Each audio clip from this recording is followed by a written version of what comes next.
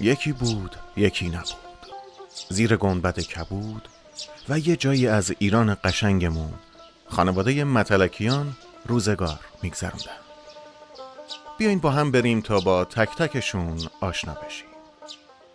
ایشون آقا جونه، همه صداش میکنن آقا جون، ما هم میگیم آقا جون. آقا جون قصه ما بزرگ خاندان و شوهر کبرا خانومه. ایشون طی یک سانحه ناگهانی رخ به رخ از اتوبوس لب گرفت و همزمان خاکم از پشت ایشونو محکم بغل کرد که البته خودشونم متوجه این واقعه نشدن، به طوری که هنوزم هر از چندی به این دنیا برمیگردن و گاهی بعضی از اموراتو در خلوت با همسر مربوطه ردخ و فتق میکنن. روایته که چشمای گیرای آقا جون بوده که دلیل و انگیزه اصلی تأسیس کمپانی تولید خاندان متلکیا بوده و البته باز شنیده ها حاکی از اونه که همون شبی که آقا جون کبی خانوم و بس آقا، خجالت بکش، خاکو به هم نریز، دل به کار نمیدی یا؟ برو ادامه داستان تو بگو ای بابا.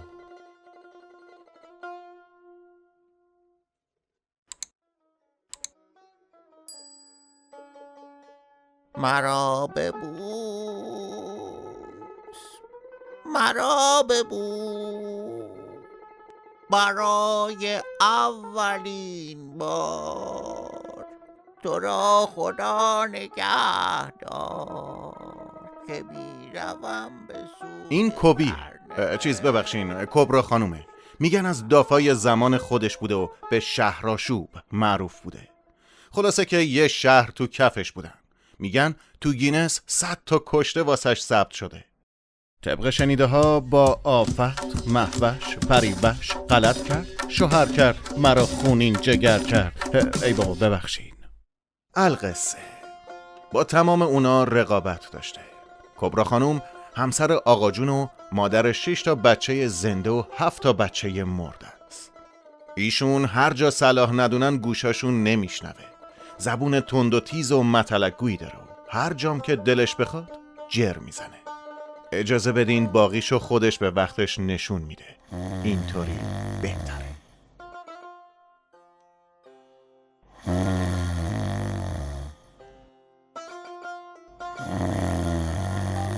لال شی ایشالله به حق امامزاده بیژن.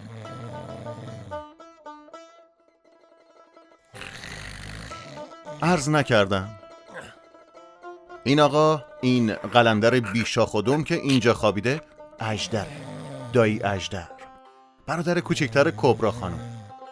مدعیه که در تمامی دوره‌های آرنولد کلاسیک مقام اول رو به دست آورده و اساساً اسم اون دوره‌ها در اصل اژدر کلاسیک بوده.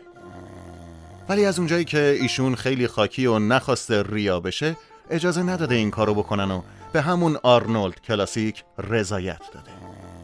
خودش میگه قدش تا همین چند وقت پیش بالغ بر 2 متر بوده، ولی طبق آخرین آمار الان قدش 159 سانته. دیگران اینطور استدلال میکنن که راست میگه، ولی بقیه قدش زیر زمینه. راستی تا یادم نرفته اینم بگم که اژدرچاخان از مردان اهل عمله، منتها نه اون عمل، این عمل. ملتفتین که چی میگم؟ همون داستان زغال خوب و اینا.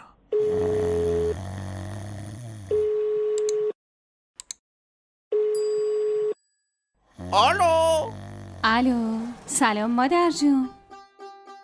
این خانوم سودی جونه، ببخشین سودابه خانومه، عروس کبرا خانوم و همسر هوشنگ خان. عاشق پاساژ درمانی و خرید و قروفر و خلاصه بگم دشمن کارت بانکی هوشنگ خانه. فکر میکنین چند سالشه؟ والا ما که نفهمیدیم، ولی دست کم 55 رو رد کرده.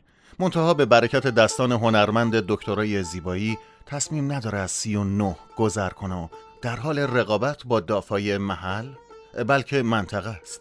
خلاصه از خوبای روزگاره. دیگه نگم که در عالم سیاست هم واسه خودش کسی رو باید ازش ترسید. کجایی مادر؟ بیرونی؟ آره مادر جون، چطور مگه؟ هیچی عزیزم، رفتی خبر بیاری. خوبه نفرستادمت برای توافق برجام. پیرم کردی دختر. مادر جون دیشب به من ساعت 10 گفتی، الانم تازه ساعت 9 صبحه. حالا چرا اینقدر عجله داری؟ چی شد این کلاس یوگی؟ اسممو نوشتی؟ مادر جون یوگی چیه؟ یوگا. راستش چطوری بگم مادر جون؟ به نظرم بهتره که فراموشش کنی. وا چرا؟ ببین راستش من شنیدم این کلاس ها همچین بی‌حاشیه هم نیست. چطور مگه؟ چیزی شنیدی؟ حاشیه چی؟ راستش امنیت نداره، مخصوصا برای خانمای جوونی مثل شما. تو رو به روح آقا جون برو همون پارک ملت صبح نرمش کن. تازه آقایونم هستن، شاید بالاخره یه فرصتی برات پیش اومد. لااقل ما هم بعد قرنی یه عروسی افتادیم. وای خدا حالا چی بپوشم؟ ببینم تو نمیتونی مثل آدم حرف بزنی؟ حتما باید سطح و متلک بندازی؟ بگو ببینم جونم مرگ شده. اصل موضوع چیه؟ چی شنیدی؟ بفرمایید بالا. ببین کوبی جون، کوبی و مرض. ببین مادر جون، یه کلاس یوگا 2 تا کوچه پایین تر از خودمون بوده. بعد یه مدت کاشف عمل میاد قاچاقچی دختر بودن. جون خب وا مادر یکم خویشتندار باش. shame on you. شیرمال بود؟ یوگیو بگو شیرمال چیه؟ بی خیال اصلا بگذاریم.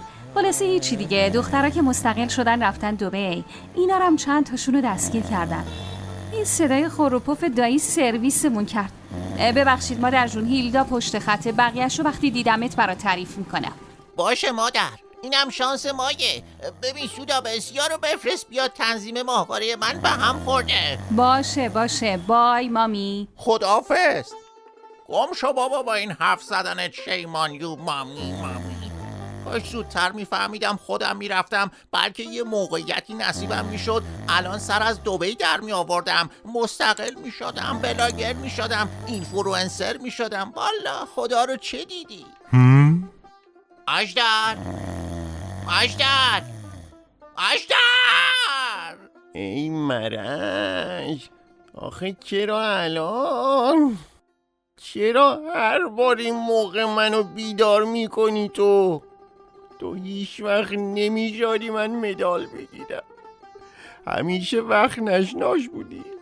برای همینه که میگن خانواده بد اولین مانع در راه موفقیت افراد مجتهد محسوب میشه. پاشو بابا، پاشو دلم پاکید. ای تو اون چشات ابراهیم، از وقتی این خار ما رو گرفتی یا زندگی هم اما گرفتی.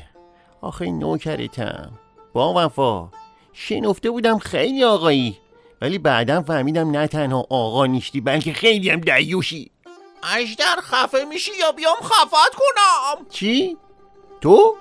چه جوری میخوای خفم کنی اون وقت؟ فقط کافیه بشینم رود، به 10 ثانیه نمیکشی زیقی.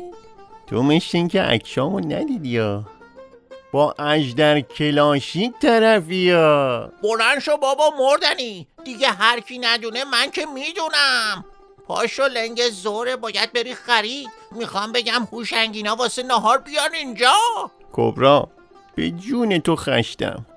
اصلا من فکر میکنم توی خوابم دارم کار میکنم. آخه میمون، تو کی تو کل عمرت یه روز کار کردی؟ رضایت بده آبجی، عجب زبون تلخی داری تو. به خدا با مار غاشیه میشه زندگی کرد ولی با تو نه.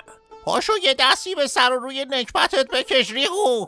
کلی کار داریم. پول گذاشتم لب تاقچه، بردار برو خرید کن آواره مرگت. برگشتنی هم حتما موق بگیر. پاشو. عجب شیدایی داری، گوزم پاره شد. صورتمو بشورم که خوابش دارم میپره لامش شب. امیدوارم مردشور برات زحمتشو بکشه به زودی. حجرت عباسی آخرشم ما نفهمیدیم تو کی میشنوی کی نمیشنوی. آخه نوکرتم با وفا، این پول که خیلی کمه. ته تهش چیزی که میمونه که اگر بمونه پوشت مرغم بهم نمیدن.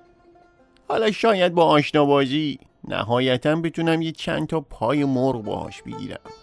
ببن اژدر، میری یا بیام؟ هرچی میکشم از دشت تو و اون چشای بابا قولیته. ابله، برو مرغ تو بخر.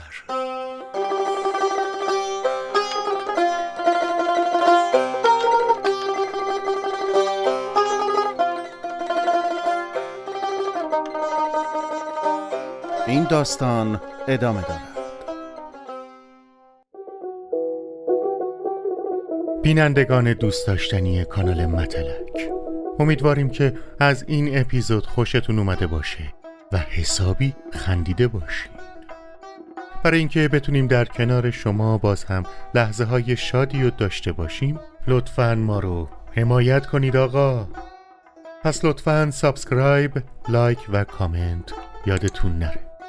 راستی این ویدیو رو واسه دوستانتونم حتما همین الان بفرستین تا اونا هم بخندن.